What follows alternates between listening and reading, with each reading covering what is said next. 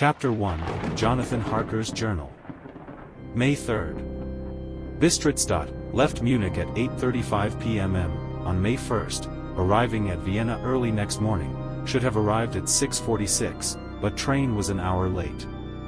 Budapest seems a wonderful place, from the glimpse which I got of it from the train and the little I could walk through the streets. I feared to go very far from the station, as we had arrived late and would start as near the correct time as possible.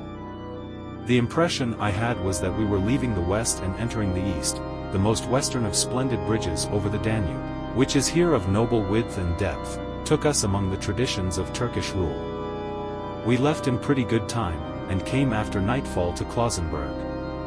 Here I stopped for the night at the Hotel Royal. I had for dinner, or rather supper, a chicken done up some way with red pepper, which was very good but thirsty. Get recipe for Mina. I asked the waiter, and he said it was called paprika Händel, and that, as it was a national dish, I should be able to get it anywhere along the Carpathians. I found my smattering of German very useful here, indeed. I don't know how I should be able to get on without it. Having had some time at my disposal when in London, I had visited the British Museum, and made search among the books and maps in the library regarding Transylvania. It had struck me that some foreknowledge of the country could hardly fail to have some importance in dealing with a nobleman of that country. I find that the district he named is in the extreme east of the country, just on the borders of 3 states, Transylvania, Moldavia and Bukovina, in the midst of the Carpathian Mountains, one of the wildest and least known portions of Europe.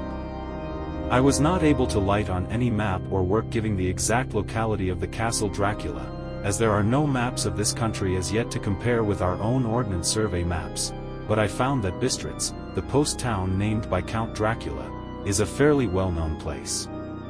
I shall enter here some of my notes, as they may refresh my memory when I talk over my travels with Mina. In the population of Transylvania there are 4 distinct nationalities: Saxons in the south, and mixed with them the Wallachs, who are the descendants of the Dacians, Magyars in the west, and Sikelis in the east and north. I am going among the latter, who claim to be descended from Attila and the Huns. This may be so, for when the Magyars conquered the country in the 11th century they found the Huns settled in it. I read that every known superstition in the world is gathered into the horseshoe of the Carpathians, as if it were the center of some sort of imaginative whirlpool. If so, my stay may be very interesting. I must ask the Count all about them. I did not sleep well, though my bed was comfortable enough, for I had all sorts of queer dreams. There was a dog howling all night under my window, which may have had something to do with it, or it may have been the paprika, for I had to drink up all the water in my carafe, and was still thirsty. Towards morning I slept and was wakened by the continuous knocking at my door, so I guess I must have been sleeping soundly then. I had for breakfast more paprika, and a sort of porridge of maize flour which they said was mamaliga, and eggplant stuffed with forcemeat, a very excellent dish, which they call implatata. Get recipe for this also. I had to hurry breakfast, for the train started a little before 8, or rather it ought to have done so, for after rushing to the station at 7:30 I had to sit in the carriage for more than an hour before we began to move. It seems to me that the further east you go the more unpunctual are the trains. What ought they to be in China? All day long we seemed to dawdle through a country which was full of beauty of every kind. Sometimes we saw little towns or castles on the top of steep hills such as we see in old missals. Sometimes we ran by rivers and streams which seemed from the wide stony margin on each side of them to be subject to great floods. It takes a lot of water, and running strong, to sweep the outside edge of a river clear. At every station there were groups of people, sometimes crowds, and in all sorts of attire. Some of them were just like the peasants at home or those I saw coming through France and Germany, with short jackets and round hats and homemade trousers, but others were very picturesque. The women looked pretty, except when you got near them, but they were very clumsy about the waist. They had all full white sleeves of some kind or other, and most of them had big belts with a lot of strips of something fluttering from them like the dresses in a ballet, but of course there were petticoats under them. The strangest figures we saw were the Slovaks, who were more barbarian than the rest, with their big cowboy hats, great baggy dirty white trousers, white linen shirts, and enormous heavy leather belts, nearly a foot wide, all studded over with brass nails. They wore high boots, with their trousers tucked into them, and had long black hair and heavy black mustaches. They are very picturesque, but do not look prepossessing. On the stage they would be set down at once as some old oriental band of brigands. They are, however, I am told, very harmless and rather wanting in natural self-assertion. It was on the dark side of twilight when we got to Bistritz, which is a very interesting old place. Being practically on the frontier, for the Borgo Pass leads from it into Bukovina, it has had a very stormy existence, and it certainly shows marks of it. 50 years ago a series of great fires took place, which made terrible havoc on 5 separate occasions. At the very beginning of the 17th century it underwent a siege of 3 weeks and lost 13,000 people, the casualties of war proper being assisted by famine and disease. Count Dracula had directed me to go to the Golden Krone Hotel, which I found, to my great delight, to be thoroughly old-fashioned, for of course I wanted to see all I could of the ways of the country. I was evidently expected, for when I got near the door I faced a cheery-looking elderly woman in the usual peasant dress, white undergarment with long double apron, front and back, of colored stuff fitting almost too tight for modesty.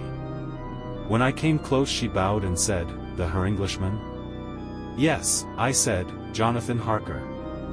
She smiled, and gave some message to an elderly man in white shirt sleeves, who had followed her to the door. He went, but immediately returned with a letter. "My friend. Welcome to the Carpathians. I am anxiously expecting you. Sleep well tonight. At 3 tomorrow the diligence will start for Bukovina, a place on it is kept for you. At the Borgo Pass my carriage will await you and will bring you to me. I trust that your journey from London has been a happy one, and that you will enjoy your stay in my beautiful land. Your friend, Dracula." May 4th. I found that my landlord had got a letter from the Count, directing him to secure the best place on the coach for me, but on making inquiries as to details he seemed somewhat reticent, and pretended that he could not understand my German. This could not be true, because up to then he had understood it perfectly. At least, he answered my questions exactly as if he did. He and his wife, the old lady who had received me, looked at each other in a frightened sort of way. He mumbled out that the money had been sent in a letter, and that was all he knew. When I asked him if he knew Count Dracula, and could tell me anything of his castle, both he and his wife crossed themselves, and, saying that they knew nothing at all, simply refused to speak further. It was so near the time of starting that I had no time to ask anyone else, for it was all very mysterious and not by any means comforting. Just before I was leaving, the old lady came up to my room and said in a very hysterical way, "Must you go? Oh, young Herr, must you go?" She was in such an excited state that she seemed to have lost her grip of what German she knew, and mixed it all up with some other language which I did not know at all. I was just able to follow her by asking many questions. When I told her that I must go at once, and that I was engaged on important business, she asked again, "Do you know what day it is?" I answered that it was the 4th of May. She shook her head as she said again, "Oh, yes. I know that. I know that, but do you know what day it is?" On my saying that I did not understand, she went on, "It is the eve of St. George's Day. Do you not know that tonight, when the clock strikes midnight, all the evil things in the world will have full sway? Do you know where you are going, and what you are going to?" She was in such evident distress that I tried to comfort her, but without effect. Finally she went down on her knees and implored me not to go, at least to wait a day or two before starting. It was all very ridiculous, but I did not feel comfortable. However, there was business to be done, and I could allow nothing to interfere with it. I therefore tried to raise her up, and said, as gravely as I could, that I thanked her, but my duty was imperative, and that I must go.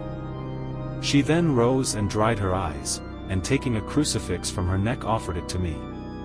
I did not know what to do, for, as an English churchman, I have been taught to regard such things as in some measure idolatrous, and yet it seemed so ungracious to refuse an old lady meaning so well and in such a state of mind.